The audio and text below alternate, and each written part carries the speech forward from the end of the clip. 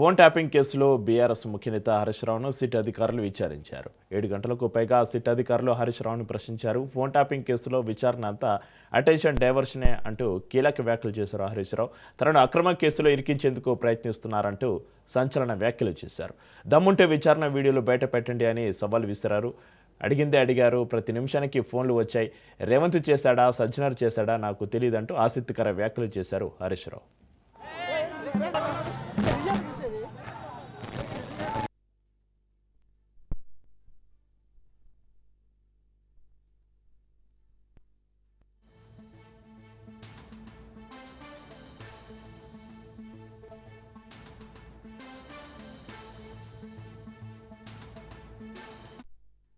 నువ్వు సిట్టు లట్టు పొట్టు ఎన్నన్నా వేసుకో, ఏమన్నా చేసుకో, మాకు న్యాయస్థానాల మీద గౌరవం ఉంది. నువ్వు ఎక్కడికి పిలిచినా వస్తా, ఎన్నిసార్లు పిలిచినా వస్తా, నిజాయితీగా సమాధానాలు చెప్తాం. మేము భయపడం.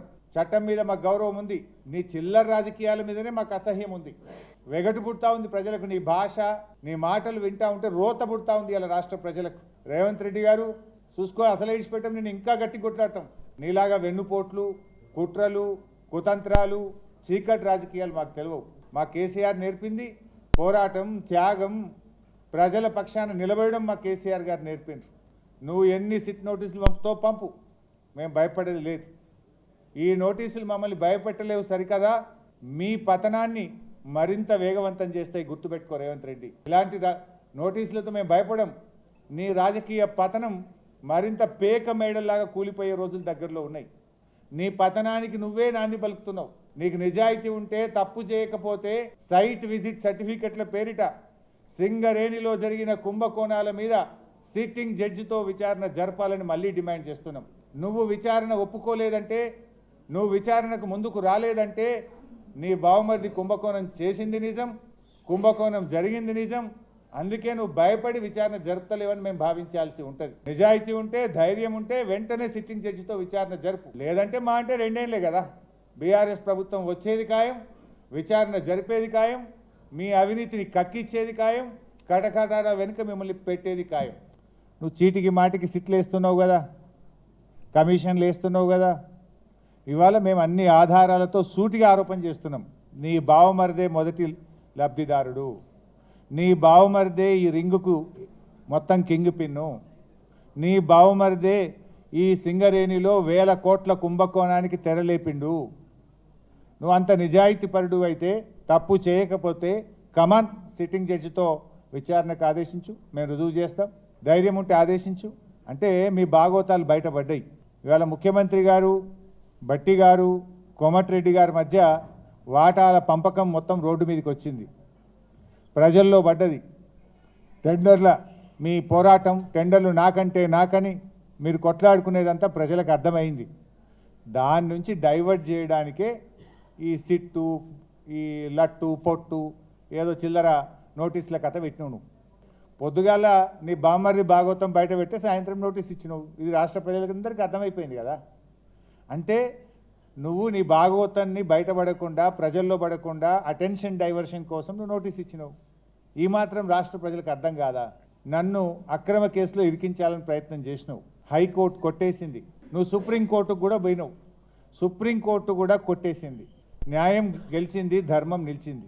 అయినా నువ్వు మళ్ళా ఇంకో కేసులు ఇరికిద్దాము అని మళ్ళొక్క సిట్టు పెట్టినావు. నువ్వు 6 గ్యారంటీలు ఎగబెట్టినావు. నువ్వు యనుమల రేవంత్ రెడ్డి కాదు, ఎగవేతల రేవంత్ రెడ్డి అంటే మానకొండూరు పోలీస్ స్టేషన్లో కేసు పెట్టినావు. మీద ప్రమాణం చేసి రైతుల్ని, దేవుణ్ణి మోసం చేసినావు రేవంత్ రెడ్డి అంటే యాదగిరిగుట్టల కేసు పెట్టినావు. కమిషన్ పేరిట డైవర్షన్ రాజకీయాలు చేస్తే అసెంబ్లీ సాక్షిగా ఆ కమిషన్లో ఉన్న విషయాలను కుండబద్దలు కొట్టినట్టు 6 డజన్ మంది మంత్రులు మీరు మాట్లాడినా, ఎంత డైవర్షన్ చేసినా ఆ కమిషన్ అంతా డొల్లా అని ఆధారాలతో సహా అసెంబ్లీ సాక్షిగా వివరించాం. అన్నీ నిరాధారమైన ఆరోపణలేనని సొల్లు పురాణమే అన్నారు హరీష్ రావు. 3 అధికారులు కలిసి ప్రశ్నించారు. నన్ను అక్రమ కేసులు ఇరికించేందుకు ప్రయత్నిస్తున్నారన్నారు. ఫోన్ ట్యాపింగ్ తోటి తనకే సంబంధం లేదని, తాను ఏమైనా హోంమంత్రినా, తాను ఎప్పుడైనా హోంమంత్రిగా పనిచేస్తానా అని ప్రశ్నించారు. నేనే వాళ్లకు 100 ప్రశ్నలు వేశాను. అప్పటి ఇంటెలిజెన్స్ చీఫ్, ప్రస్తుత డీజీపీ శివధర్ రెడ్డి, మాజీ డీజీపీ మహేందర్ రెడ్డిని విచారించాలి అన్నారు.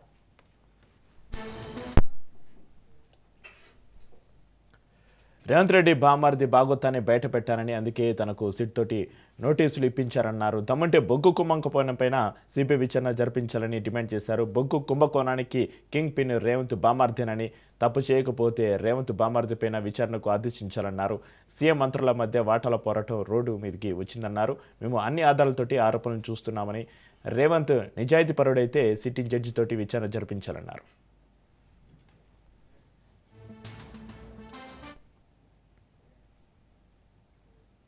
హరీష్ రావుకు సిటీ నోటీసులపైన మాజీ మంత్రి బీఆర్ఎస్ వర్కింగ్ ప్రెసిడెంట్ కేటీఆర్ మండిపడ్డారు. ఫోన్ ట్యాపింగ్ కేసు ఒక లొట్టపీసు కేసు అని అన్నారు.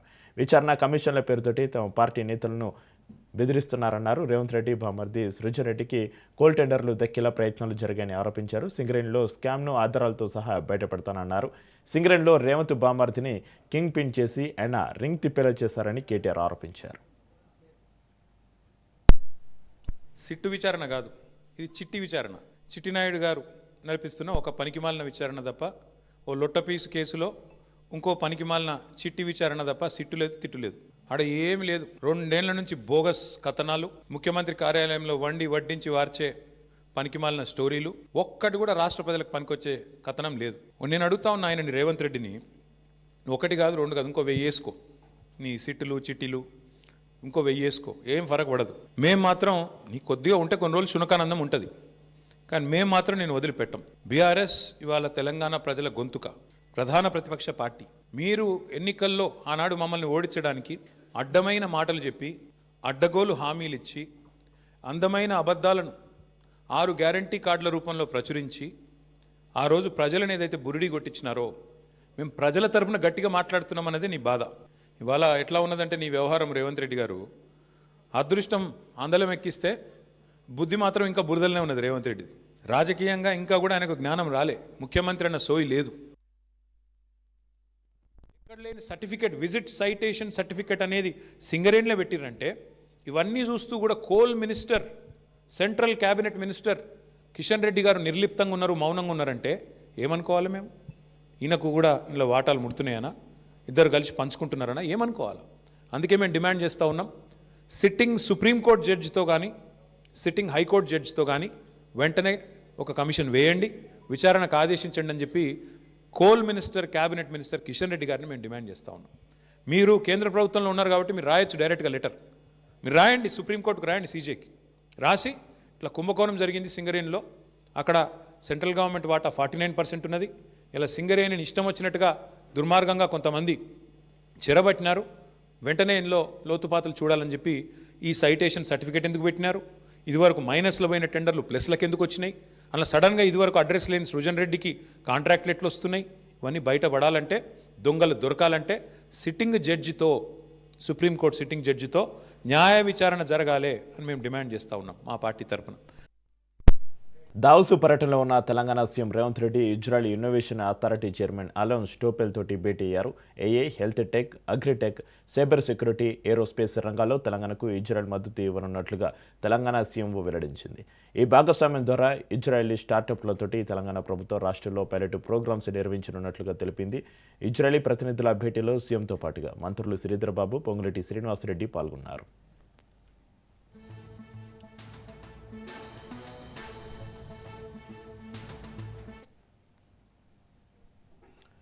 తెలంగాణలో మున్సిపల్ ఎన్నికలకు రేపు షెడ్యూల్ విడుదల కానుంది. ఉమ్మడి జిల్లాల కలెక్టర్ల వారీగా రాష్ట్ర ఎన్నికల కమిషన్ కాన్ఫరెన్స్ నిర్వహిస్తుంది. ఆదిలాబాద్, కరీంనగర్ జిల్లాల కలెక్టర్లతోటి ఏసీసీ వీడియో కాన్ఫరెన్స్ ముగిసింది.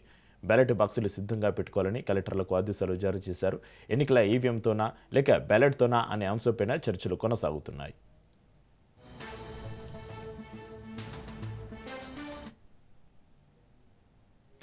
ట్రాఫిక్ పోలీసులకు తెలంగాణ హైకోర్టు జలకిచ్చింది. చాలాన్లు కట్టాల్సిందేనని రోడ్డుపై బలవంతం పెట్టొద్దని ఆదేశించింది. బ్యాగ్ తాళాలు లాక్కోవడం, వాహనాన్ని నిలిపివేయడం సరికాదని తెలిపింది హైకోర్టు. వాహనదారులు స్వచ్ఛందంగా చలాన్లు చెల్లిస్తేనే వసూలకు ఓకే అని తెలిపింది. చెల్లించడానికి ఇష్టపడకపోతే చట్ట ప్రకారం మాత్రమే వెళ్లాలని ఆదేశించింది.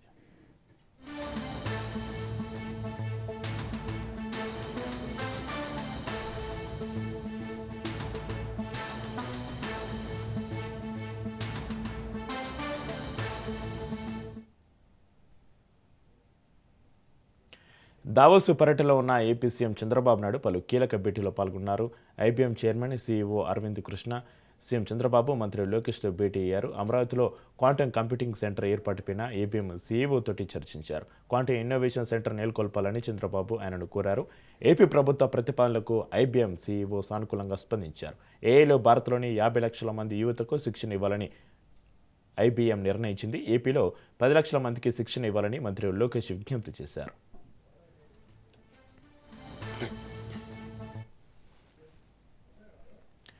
అనంతరం సీఎం చంద్రబాబు తోటి Google cloud CEO Thomas Kurian భేటీ అయ్యారు. విశాఖలో గూగుల్ ఏఏ డేటా సెంటర్ నిర్మాణంపైన ఇద్దరి మధ్య చర్చ జరిగింది. జాప్యం లేకుండా డేటా సెంటర్ నిర్మాణం పూర్తి చేయాలని సీఎం కోరారు.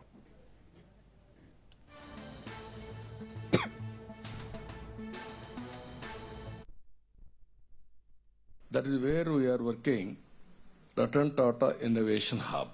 Now main center and 5 zones.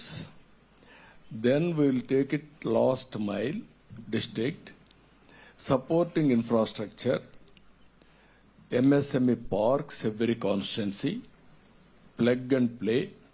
Somebody is coming with idea, then they will start the industry. This type of exercise we are doing.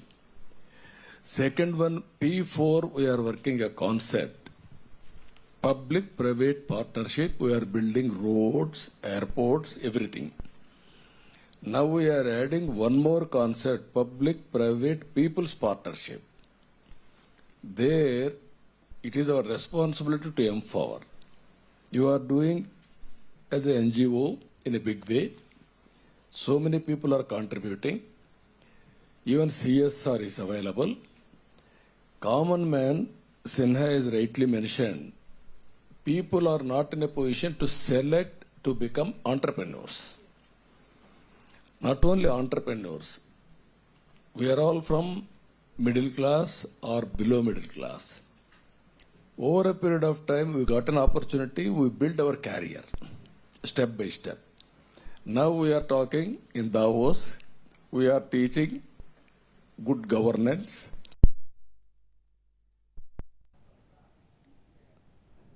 రాష్ట్ర సచివాలయంలో వివిధ శాఖల ఉన్నతాధికారులతోటి డిప్యూటీ సీఎం పవన్ కళ్యాణ్ ఆయా శాఖల భాగస్వామ్యంపైన దిశానిర్దేశం చేశారు. ఉగాది నుంచి 50% గ్రీన్ కవర్ ప్రాజెక్టు అమలు చేసేలా ప్లాన్ చేయాలని అధికారులను ఆదేశించారు. గ్రీన్ కవర్ ప్రాజెక్టులో అన్ని శాఖలు భాగస్వాములు కావాలని అన్నారు. పరిశ్రమల శాఖ కాలుష్యాన్ని నియంత్రించే మొక్కలు నాటాలి అన్నారు.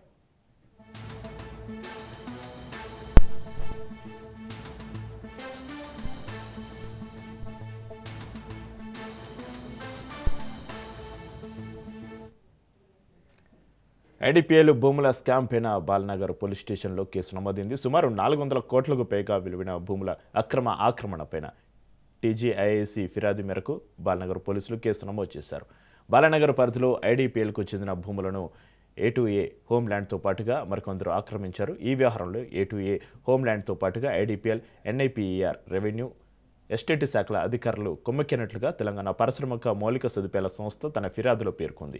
2020 నుంచి 2024 మధ్య జరిగిన సర్వేలో పంచనామాలు, రెవెన్యూ రికార్డులు మార్చి 2023లో అక్రమంగా పాస్బుక్స్ జారీ చేసినట్లుగా సమాచారం.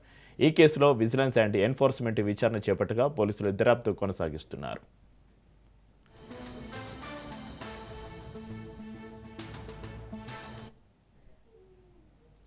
మాజీ మంత్రి వివేకానంద రెడ్డి హత్య కేసులో తదుపరి దర్యాప్తు అవసరం ఉందా లేదా అన్నది సిబిఐని సుప్రీంకోర్టు ప్రశ్నించింది. దర్యాప్తు అవసరం ఉంటే ఎవరెవరిని విచారించాలో స్పష్టం చేయాలని ఆదేశించింది.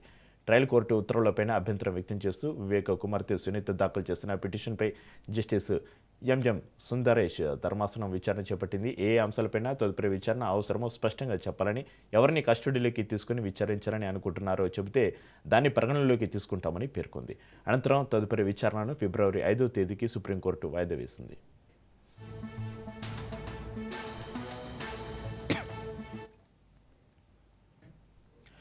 అనకాపల్లి జిల్లా పెద్ద మధ్యనంలో ఉధృత పరిస్థితి చోటు చేసుకుంది. 2 వర్గాలుగా విడిపోయి గ్రామస్తులు దాడులు చేసుకున్నారు. కర్రలతోటి కొట్టుకుని రాళ్లు విసురుకున్నారు స్థానికులు. గ్రామ సభ సందర్భంగా ఈ గొడవ మొదలైంది. కలప విషయంలో గ్రామ సభ నిర్వహించారు. పోలీసుల సమక్షంలోనే బాహాబాహికి దిగారు గ్రామస్తులు.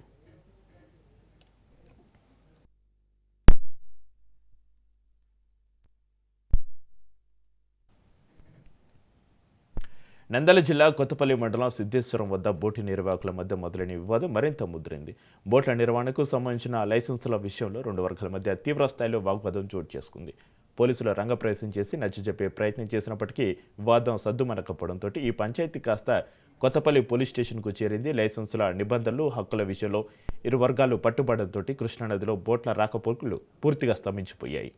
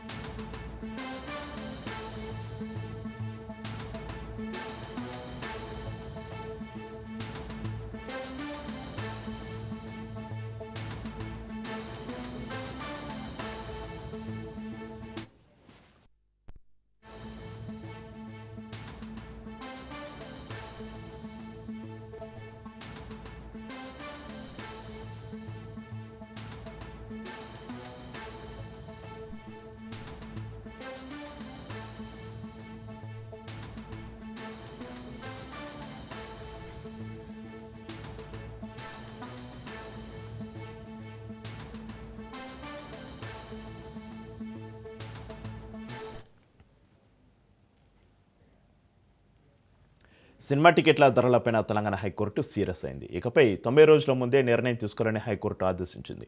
హోంశాఖ సెక్రటరీకి కోర్టు ధిక్కరణ నోటీసులు జారీ చేశారు. మణిశంకర్ వరప్రసాద్ సినిమా టికెట్ ధరలను పెంచిన విషయాన్ని కోర్టు దృష్టికి తెలియదని పిటిషనర్ తెలిపారు. సివి ఆనంద్కు హైకోర్టు కంటెంప్ట్కు నోటీసు జారీ చేసింది.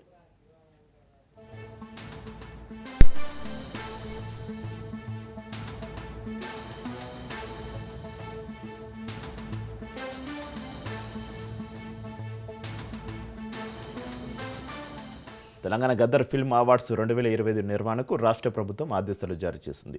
2025 జనవరి 1 నుంచి డిసెంబర్ 31 వరకు central board of film certification పొందిన చిత్రాలకు అవార్డ్స్ ఇస్తామని దరఖాస్తులను ఆహ్వానించింది. పరిశ్రమలోని 17 విభాగాల్లో గద్దర్ అవార్డులకు దరఖాస్తులు చేసుకోవచ్చని ఫిల్మ్ డెవలప్మెంట్ కార్పొరేషన్ ప్రకటించింది. వ్యక్తిగత విభాగంలోనూ గద్దర్ అవార్డులకు దరఖాస్తులను ఆహ్వానిస్తున్నట్లుగా ఫిల్మ్ డెవలప్మెంట్ కార్పొరేషన్ తెలిపింది. జనవరి 21 నుంచి 31 వరకు దరఖాస్తు స్వీకరణ ఉంటుందని స్పష్టం చేసింది.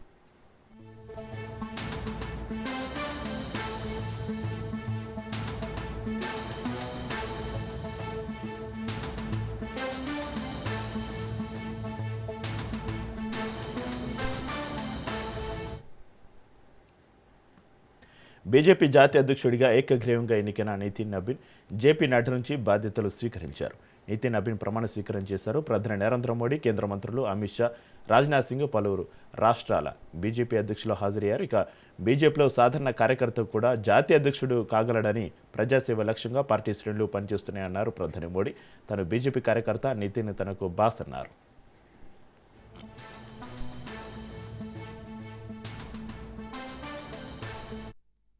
भारतीय जनता पार्टी के नवीन अध्यक्ष माननीय नितिन नबीन जी, हमारे पूर्व अध्यक्ष जेपी नड्डा जी, भाजपा परिवार के अन्य सभी वरिष्ठ जन, देश भर से आए कार्यकर्ता साथी, देवी और सज्जनों, सर्वप्रथम माननीय नितिन नबीन जी को दुनिया के सबसे बड़े राजनीतिक दल का अध्यक्ष चुने जाने पर बहुत बहुत बधाई देता हूं, बहुत बहुत शुभकामनाएं देता हूं। यानी कि पार्टी का छोटी सी इकाई से लेकर के राष्ट्रीय अध्यक्ष चुनने की एक व्यापक प्रक्रिया 100% लोकतंत्र तरीके से भारतीय जनता पार्टी के संविधान के स्पिरिट को और उसमें बताई गई हर बात को ध्यान में रख करके लगातार चल रही थी। भारतीय जनता पार्टी की लोकतांत्रिक आस्था, संगठनात्मक अनुशासन और कार्यकर्ता केंद्रित सोच का प्रतीक है। मैं देश भर के कार्यकर्ताओं का इस प्रक्रिया को सफल बनाने के लिए बहुत बहुत अभिनंदन करता हूं। और उनका दायित्व सिर्फ भाजपा को भी संभालना इतना नहीं है, एनडीए के सब साथियों के बीच भी तालमेल का बहुत बड़ा दायित्व भी देखना होता है। माननीय नितिन जी के संपर्क में जो भी आया है वो उनकी सरलता, और सहजता की चर्चा जरूर करता है। बीजेपी युवा मोर्चा का दायित्व हो, अलग अलग राज्यों में प्रभारी के रूप में जिम्मेदारी हो या फिर बिहार सरकार में काम करने का अनुभव हो, नितिन जी ने हमेशा जब जब जो जहां जहां जो जिम्मेवारी मिली अपने आप को उन्होंने తమిళనాడు శాసనసభ సమావేశంలో తన ప్రసంగాన్ని చదవకుండానే గవర్నర్ రవి నిష్క్రమించారు. ఈ ఏడాది శాసనసభ తొలి సమావేశం మంగళవారం ప్రారంభం కాగా తన ప్రసంగం మధ్యలోనే ఆయన వాకౌట్ చేశారు. తమిళ తల్లి ప్రార్థన గీతం తర్వాత జాతీయ గీతం ఆలపించాలని సభాపతిని గవర్నర్ కోరగా అందుకు నిరాకరించడంతో ఆయన వెళ్ళిపోయినట్లుగా తెలుస్తోంది. நினைவு கூற விரும்புகிறேன். ஆட்டுக்கு தாடியும் అన్ని శాసనసభలోనూ గవర్నర్ ప్రసంగానికి ముందు తర్వాత జాతీయ గీతాన్ని పాడతారని, ఇక్కడ ప్రసంగానికి ముందు ఆలపించాలని కోరిన ఉద్దేశపూర్వకంగానే నిరాకరించారని లోక్ భవన్ వెల్లడించింది. గవర్నర్ చర్యలపైన తమిళనాడు సీఎం స్టాలిన్ స్పందిస్తూ సాంప్రదాయం నైతికతను ఉల్లంఘించి గవర్నర్ సభ నుంచి వాకౌట్ చేయడం సరైన చర్య కాదన్నారు. அன்றைக்கு நான் எடுத்துரைத்தேன். அந்த கொள்கையொட்டியே நான் ஆளுநர் அவர்கள் உரை நிகழ்த்த வேண்டும் என்று நடவடிக்கை எடுக்க ஆணையிட்டேன். எனினும் மாண்புமிகு ஆளுநர் அவர்கள் ஏற்கனவே நடந்து கொண்டது போலவே மீண்டும் இன்று செயல்பட்டிருப்பது மிகவும் வருத்தத்திற்குரியது. தமிழ்நாடு சட்டமன்றம் 8.5 கோடி தமிழ் மக்களுடைய உணர்வுகளை பிரதிபலிக்கின்ற மாமன்றம். ஆளுநர் என்பவர் மாநில நலனில் அக்கறை கொண்டவராக, மக்கள் மேம்பாட்டில் ஆர்வம் கொண்டவராக, உண்மையை பேசுபவராக இருக்க வேண்டும். ஆளுநரின் செயல் என்பது நூற்றாண்டு கால மரபையும் நீண்ட பாரம்பரியத்தையும் கொண்ட இந்த மக்கள் சபையை, அதன் மாட்சிமையை அவமதிக்கும் செயலாகும் என்றே நான் கருதுகிறேன். పసిడి పరుగులు ఆగనలేదు. బంగారం వెండి ధరలు ఆల్ టైమ్ హైకి చేరాయి. బంగారం ఇప్పటికే సామాన్యులకు కలగా మారితే ఇప్పుడు వెండి కూడా అదే బాటలో నడుస్తుంది. ఇటీవలి రోజుల్లో వెండి ధరలు ఊహించని స్థాయిలో పెరిగి ప్రజలను ఆశ్చర్యానికి గురి చేస్తున్నాయి. గత 4 రోజుల్లోనే కిలో వెండి ధర ఏకంగా 24,000 వరకు పెరిగింది. ఇక ఇందులో ఒక్క రోజులోనే 12,000 రూపాయలు పెరిగింది. దీంతో హైదరాబాద్లో కిలో వెండి ధర 3,30,000కు చేరింది. ఇంతవరకు వెండిని తక్కువ ధరకే కొనుగోలు చేసే అవకాశం ఉండగా ఇప్పుడు అది కూడా అంతని స్థాయికి చేరింది. ఇక బంగారం ధరలు కూడా అదే దిశగా పరుగులు తీస్తున్నాయి. 24 క్యారెట్ల బంగారం ధర 10 గ్రాముల ధర 1,50,680కి చేరింది. తెలుగు రాష్ట్రాల్లోనే ధరలు దాదాపు ఇదే స్థాయిలో కొనసాగుతున్నాయి. వచ్చే నెల నుంచి శుక్ర మౌఢ్యమి ముగిసి పెళ్లిళ్ల సీజన్ ప్రారంభం కానుండడంతో బంగారం వెండి ఆభరణాలపైన డిమాండ్ మరింత పెరిగే అవకాశం ఉంది. దీంతో రాబోయే రోజుల్లో ధరలు ఇంకా పెరిగే సూచనలు కనిపిస్తున్నాయని మార్కెట్ వర్గాలు అంటున్నాయి.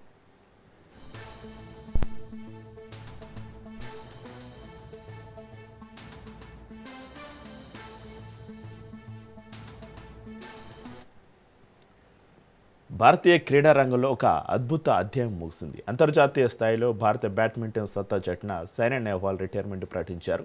2 ఏళ్లుగా ఆటకు దూరమైన ఆమె ఇప్పుడు అధికారికంగా తన నిర్ణయాన్ని తెలపడం క్రీడాలోకాన్ని కలిచివేస్తోంది.